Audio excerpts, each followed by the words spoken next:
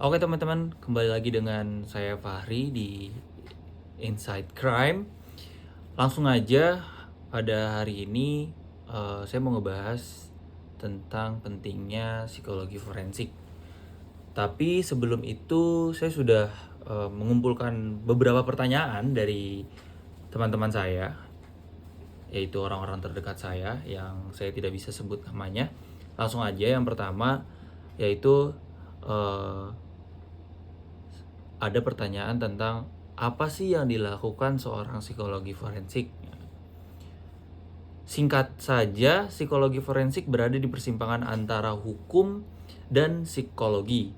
Kita menganalisis perilaku manusia, khususnya yang terlibat dalam tindak kriminal, untuk membantu proses penyelidikan atau peradilan, termasuk membuat profil pelaku, menilai kondisi mental tersangka, sampai memberikan keterangan ahli di pengadilan. Jadi itu yang dilakukan seorang psikolog forensik. Pertanyaan kedua yaitu soal profiling pelaku. Kok bisa sih dari TKP atau perilaku kita tahu siapa pelakunya? Nah, jadi itu namanya criminal profiling.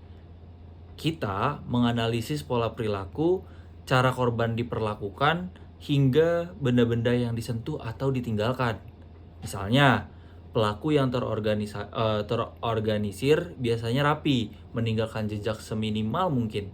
Tapi kalau impulsif atau mengalami gangguan jiwa, TKP-nya sering berantakan. Oh ya, TKP itu tempat kejadian perkara ya teman-teman.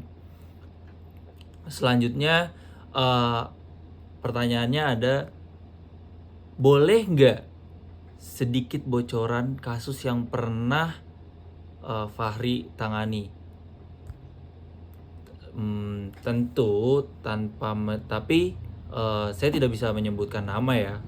Ada satu kasus pembunuhan di mana pelakunya selalu mengambil benda pribadi korban, bukan uang ataupun barang berharga. Dari situ kita menyimpulkan, atau saya menyimpulkan, motifnya bukan materi, tapi emosional. Usut demi usut, setelah diselidiki lebih dalam, pelaku ternyata mengalami trauma masa kecil dan ada unsur obsesif terhadap korban-korbannya. Langsung ada yang bertanya juga, tapi pastinya ada tantangan tersendiri. Oh, ini maksudnya, langsung ada yang bertanya ke saya, masih menyambung dengan pertanyaan yang tadi. Katanya serem ya, tapi pastinya ada tantangan tersendiri. Ya, betul. Salah satunya menjaga objektivitas. Kita harus bisa membedakan mana opini pribadi, mana data ilmiah. Dan juga harus hati-hati karena kesaksian kita bisa menentukan hidup orang lain. Jadi itu mungkin yang mau tanya hanya itu aja. Jadi sekarang kita makin paham ya kenapa psikologi forensik itu penting banget di dunia hukum, khususnya di Indonesia.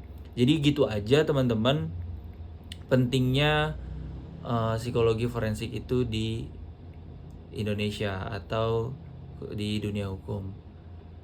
Sampai bertemu lagi di video selanjutnya. Goodbye.